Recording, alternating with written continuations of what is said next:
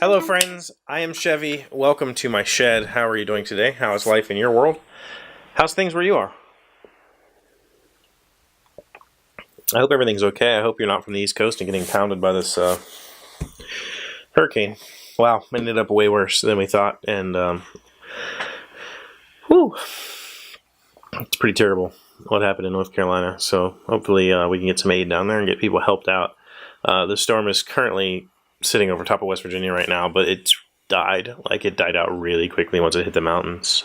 We expected a whole bunch of rain today. It's rained, but it hasn't been nothing like what North Carolina just went through.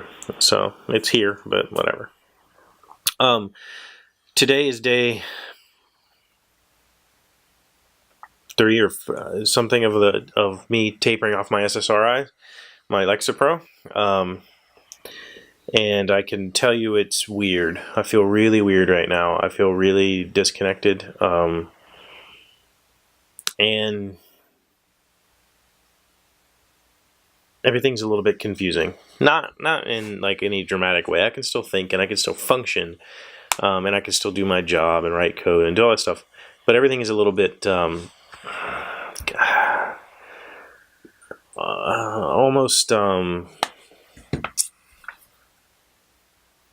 almost like I'm just observing, like I'm just an observer. And so part of this process, you know, part of the reason I'm talking about this, and I'll probably be talking about it all week, is because I'm on a much more aggressive taper than a normal schedule would be. I'm just doing what my doctor said. I'm going to trust her and her judgment. But from what the stuff that I've seen, you do 5 milligram tapers, and you do like 5 milligram tapers a month at a time, whereas she put me on a 10 milligram.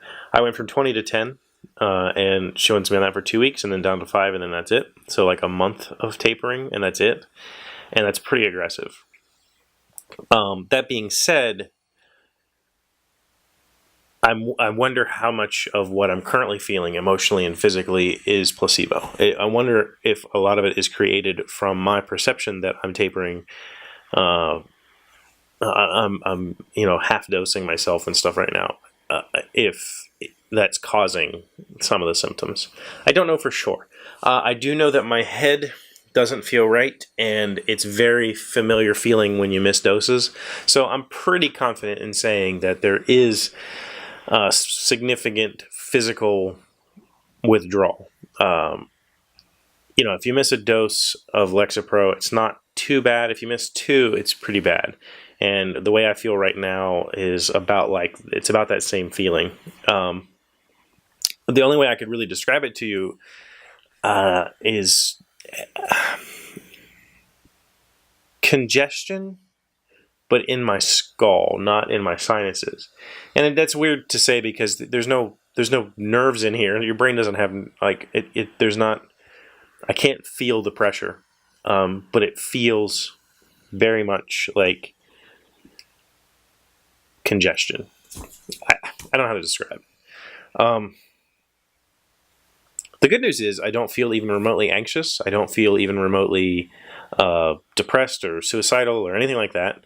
I don't feel less energetic than I normally do. I don't feel less interested in things. But it's only been 4 days. So it's still really early to tell, but I'm pretty positive this is going to work. I'm pretty positive that my life is in a significantly different place than it was when I started this medication. And because of that, maybe I don't need the slow taper. Maybe the aggressive tapering is going to be fine for me because I have a really good support structure right now, because I have somebody I can depend on, somebody I can rely on to hold me up and say, you're doing fine. And somebody that I can turn to if it becomes overbearing, I know that I can turn to her and, she'd drop everything to help me. So that's important. I spent the weekend mostly alone. I had Keely Saturday morning, and then I did get down here and make some stuff. I'm making 4 of these things for my mom for her craft stuff. This was based on a thing. I showed you this once before. This was based on this thing that she purchased. It's not really a functional anything. It's too small to be a functional anything. So I upscaled it to this size, which is about 10 inches tall, and this is made to hold mason jars. So it's sized to fit mason jars in here. So I cut out 4 of these this weekend and did some pre-sanding, and I've got 1 fully assembled. So I did that on Saturday and Sunday. Sunday, the symptoms were, I was definitely lethargic Sunday, so I did a lot of laying in bed. I was alone almost the entire day, and I would get up, come down here, spend an hour, start feeling funny, go back upstairs.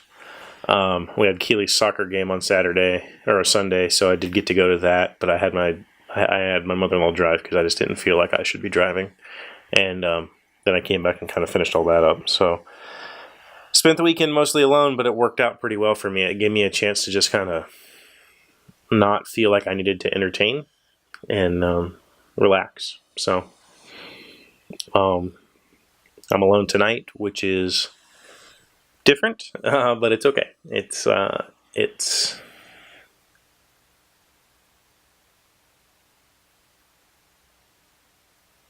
think I need the time to process what I'm thinking and what I'm feeling right now anyway, and I will probably do that by sleeping. We'll see. I don't know. I might stay awake for a little while, but it's kind of already late. I think it's like 8:30 or something like that, and just kind of been putting this off. But I wanted to get down here and give you an update. So we'll keep you going throughout the week, letting you know how this all goes. But right now, I'm okay. So thank you for being here as always. Thank you for liking, commenting, subscribing, being my bestest friends. Thank you for being amazing people. I really do appreciate you. And I hope to see you again tomorrow. Hey, Doc, wait! I want to ask you something. Today's random fact comes from Wikipedia, who first used the phrase Cyber Monday. The term Cyber Monday was created by marketing companies to persuade people to shop online.